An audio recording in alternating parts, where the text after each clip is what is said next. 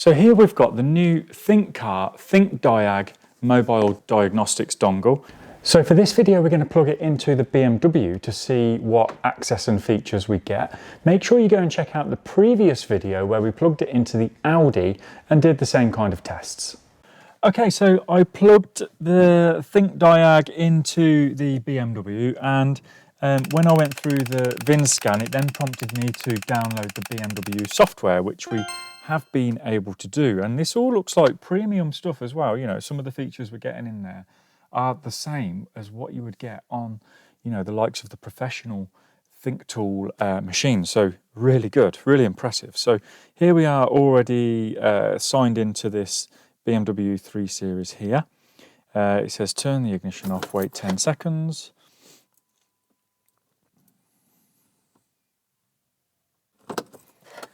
Probably a little fast, 10 seconds there. Okay, here we are, and we are faced with a similar page to what we had before. We've got the health report. Let's just see how fast that goes in there. I did mention the BMW was much faster than the Audi, and you can see there really quick. This is going to be finished in about 20 seconds, any minute now. Oh, it's stuck on one there. Spoke too soon. Scanning for rain light sensor, which it hasn't actually got. So obviously in this stage here, it's just trying to work out which kind of components it's got. You can see there it's picked up other fault codes. We've got engine fault codes. Really stuck on that rain light sensor. Okay, so it did eventually get past that rain light sensor, and it did only take about 10 minutes. So although it was progressing quite quickly, I spoke too soon when I said it would be much faster than the Audi. They were about the same, but given that one thing there, it would have gone in quite quickly. So you can see we've got some fault codes here, and if we go into engine control module, we've got the control module information. Again, we can go in and read those fault codes. Again, these are just some fault codes that mostly I'm aware of. If we click that question mark, again, it's going to Google that, so you know, just be careful of that. Did I say that we've got lots of training information at mechanicmindset.com? So we've now got the Mechanic Mindset training platform and mobile phone app, where we've got lots of instant access courses like electrical diagnostics, sensor diagnostics, CAN bus, and so on, to help you get the most of your diagnostic tools. Use the code YouTube to get your first month free, and then I'll see you at the next live session, which is also included. Clear fault code if we want to, so let's just clear those out of there. Let's see if anything stays in. Indicator warning maybe. Wait. Switch off ignition.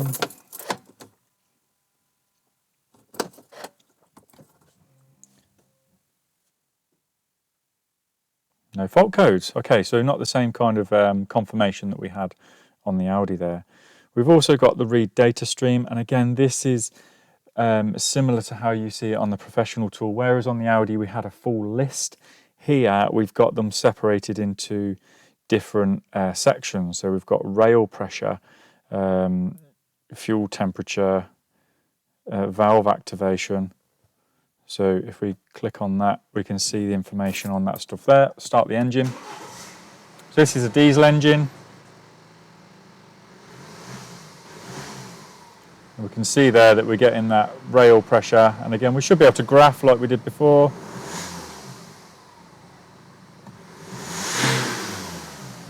$1,500 bar there, so that's all working quite nicely.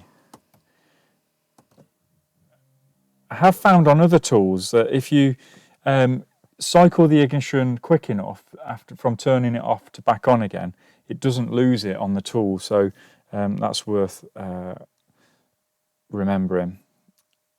So again, yeah, we've got some different blocks of information there. Don't forget, you can always go into OBD to see the standard information if you can't find it on that list there. So this data stream. Read freeze frame, again, that's related to the fault codes. And on the actuation test, we've only got electric fan. And I'll be honest, I think that's all we've got on the professional diagnostic tools as well. But if we put that on, activate, Yes.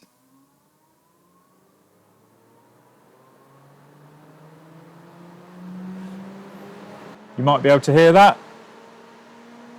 Sounds like we're taking off. It has worked, okay?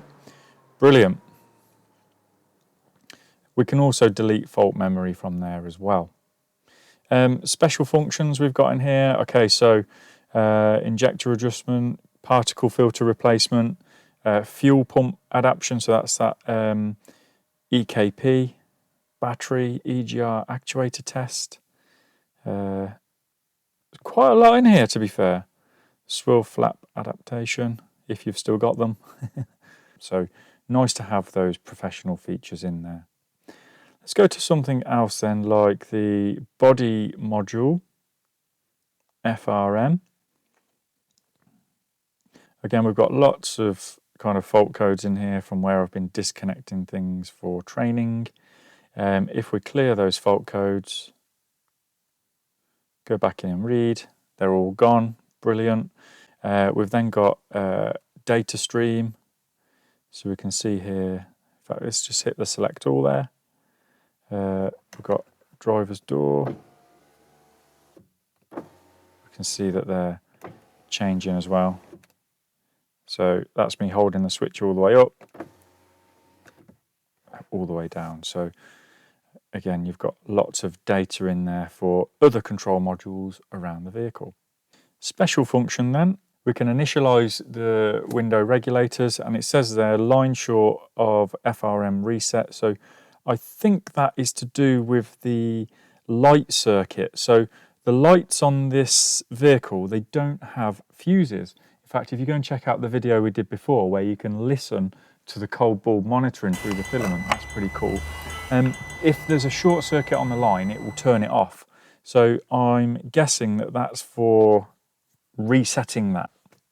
Okay, so I've come back to the main page again now, and one of the things that we want to kind of take a look at is this coding and programming. So it says, please select the following system according to the actual situation and check if it's already replaced. So we've got some stuff in here, and this is coding for FRM and CAS if you are replacing the control modules. So we're not going to go through that because we haven't replaced any of these modules. Or hang on, let's just click CAS and FRM not replaced to see what options it gives us. Right, okay, so coding system list. Okay, so this is all of the modules that it will do the coding for. And you do need to code modules once you've replaced them. Basically, coding is telling the module what kind of car it's fitted to. So, of course, BMW 3 Series, this one here, they will use the same FRM for, you know, an estate like this, a saloon, a coupe, convertible. They might even use it in other vehicle models as well. So the idea with coding is you're telling the module what car it's fitted to. In some cases, that will have the chassis number kind of in the module as well, and that can be difficult to get that sorted sometimes. So let's just go to FRM and see what it's given us. So it's just recoding.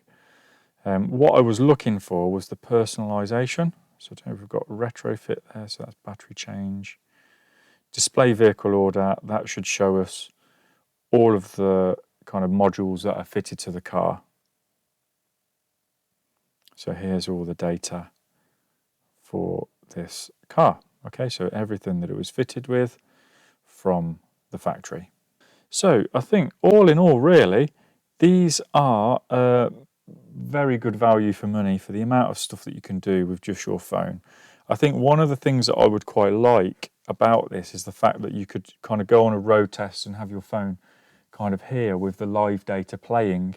Of course, don't use your phone while you're driving. It's going to be there just for monitoring or recording. The other good thing really is, you know, there's no reason why every kind of technician mechanic shouldn't have one of these in their toolbox. As you know, in a lot of busy workshops and big main dealers and things like that, if you just need to do a quick, you know, deletion of the fault codes or something like that, if the job's not warranty, then just being able to get this out of the toolbox quickly plug it in and see what you need to do, or quick car park kind of initial diagnostics, it's a no-brainer.